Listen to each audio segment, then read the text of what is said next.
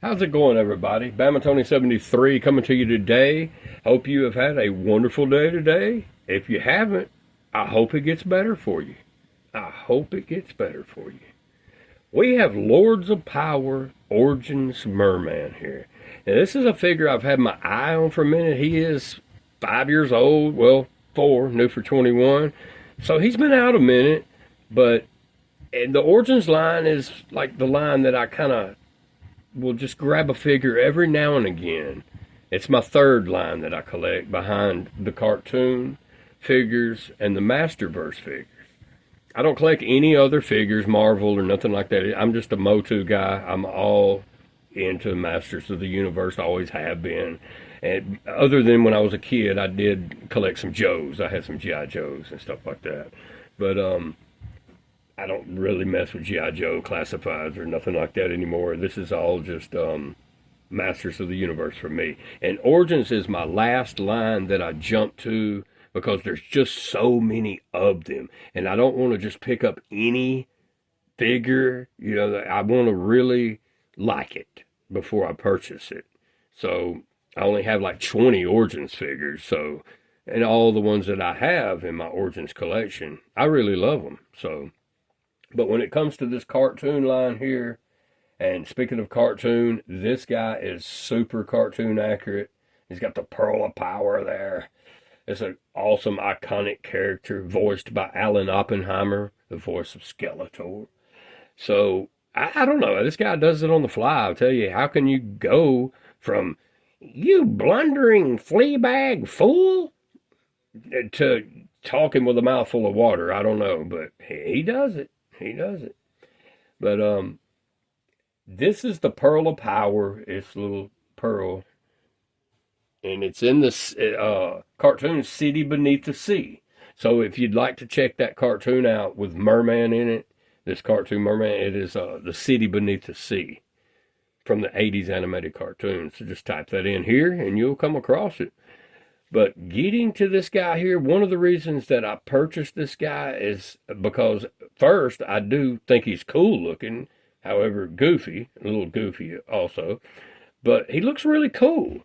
And he comes with a corncob sword, which it's the Sword of Rakash, I think it's called. But he does come with that in a mini comic called Sucker Punch. And I have noticed, I've had my eye on him for a minute, so I have noticed how the price is jumping on some of these listings on eBay. I've seen him for 35, seen him for 42, 45 plus 6 shipping or whatever. And then I come across this listing where I was able to get out the door for $19.44. Felt that was a pretty decent deal on this Lords of Power Mer-Man. So I went ahead and pulled the trigger on it. And I'll probably end up getting the Lords of Power Beastman as well. But I would like for you to comment below and let me know, what is your favorite Origins Mer-Man? Is it the old vintage one? Or the newer, the one that came out this same year, this guy right here? Or the Super 7? We'll even throw him in there if you like the Super 7, because Super 7 one looks like this one. They look a lot alike, as you see here, with the Super 7. And this cartoon, so the Super 7 and the cartoon Mer-Man are the most cartoon accurate. But this guy here, he's got just a lot of detail going on. I mean, I love his armor, and I love everything about him, the corn cob and all that. Let's take a look at the back and the bio and the artwork here. We have Tila up there on a horse. She has blonde hair, and it goes back to the original artwork where she did have blonde hair. And so we could check out this little bio here. As ruler of Rakash, Mer-Man orders the monsters of the deep at the behest of the evil Skeletor. Huh. Well, you knew that. And Skeletor, commanding, barking orders. That's what he does best. That's what he does best. Behest. So, and this cross sale here, we have He-Man, Faker, Skeletor, Fisto, Evil Lyn, and Mer-Man. And it says the fit sword of Rakash in his hand. So, and that does look just like that old vintage corncob sword. So, that was another reason why I bought this figure. I just thought he would look cool displayed in my Origins collection over there.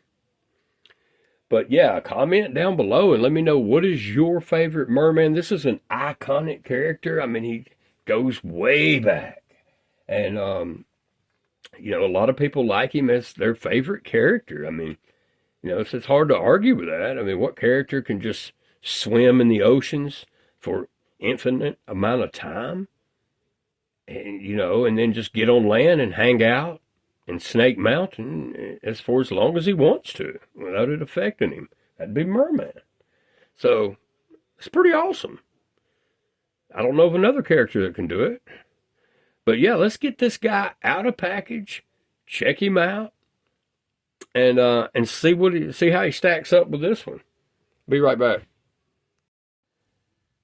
I am back with the Lords of Power Merman out of packaging, and gotta tell you, I like him a lot better out of card. Does come with the corncob sword, as we know. He's looking pretty good. I like him. All right, so let's check out the Sucker Punch comic real quick, and then we'll get into him. So that's the front page artwork.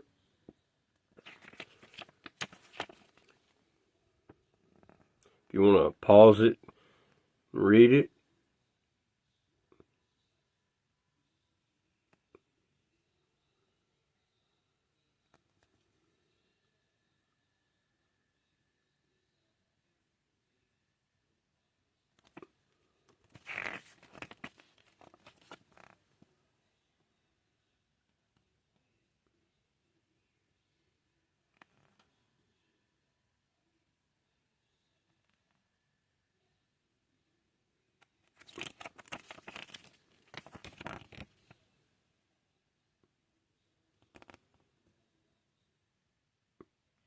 Interesting.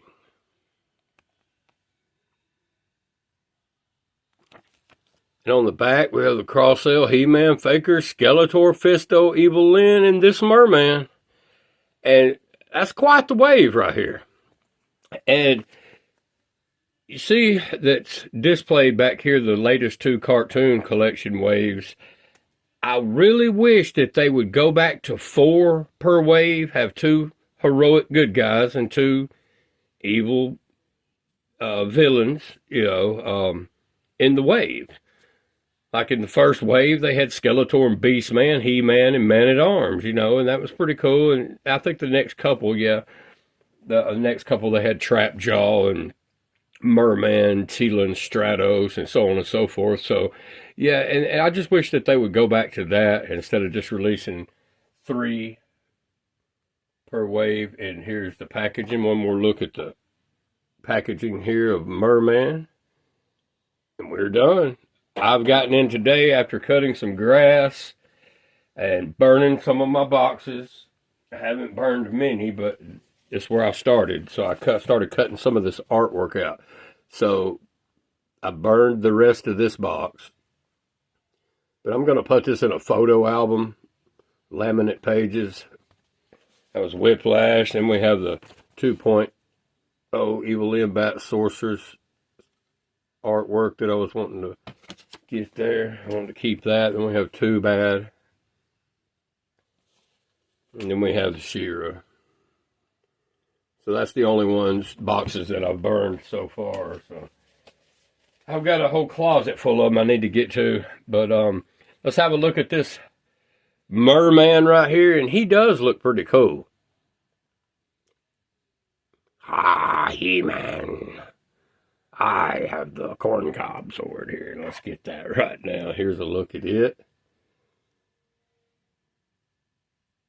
Pretty cool Merman. As I said, a bit goofy looking, but still really cool. Slide, he's got a bone on the end of it there. That's pretty cool. Slide it in his hand like so. Spin it around. Get him a good grip with it. And I mean, he stands pretty decent, so you don't really need a stand for him. I don't even know if I have any more stands. Let's see if I do. I do. I've got 3 more of the stands for the Origins cartoon collection figures. I've got a whole box full of the Masterverse stands. So we'll give Mer-Man 1. That'll leave 2. I don't know. I might save those 3 for the next cartoon wave because he stands up really easy. He don't really need... Looks like he don't need a stand, really.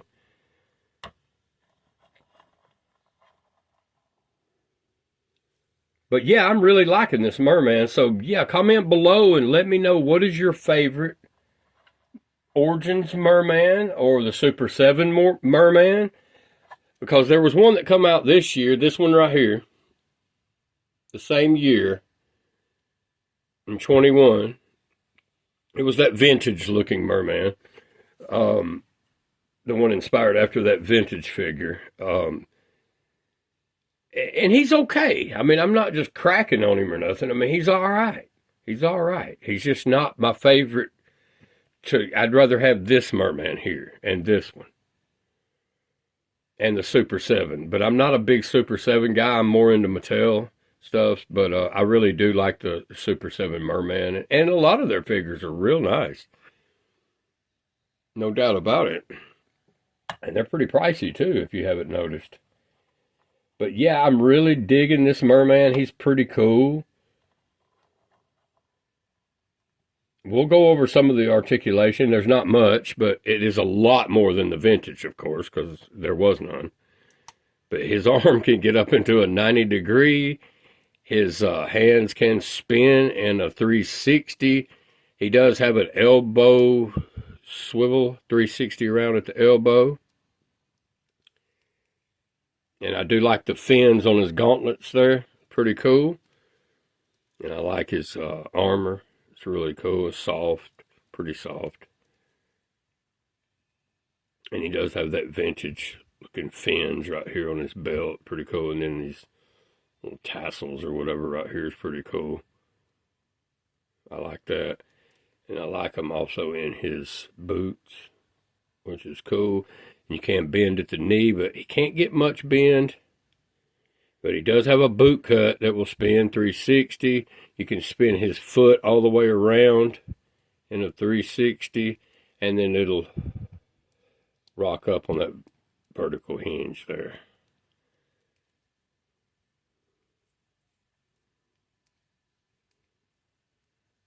So he can get not quite into a tiptoe, but he's got some movement there. That's pretty good. And he can't get quite into a full splits, but you can get about right there with him. And that's pretty decent, you know. I was trying some drop down hips with him, but nah, he definitely don't have that. And despite his armor spikes up here, he can still go all the way around Exorcist style, if that's your thing.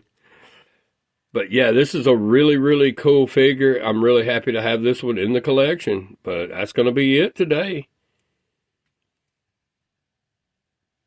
That's going to be it today. And I will be back with whatever figure I end up buying next. I'm not really sure what that one's going to be yet. I'm sure I'll end up getting something else before this new cartoon wave comes out with Grizzlor. Who is it? Grizzlor. Who is it? Grizzlor and Orko and Fangman. I was about to say Fangor.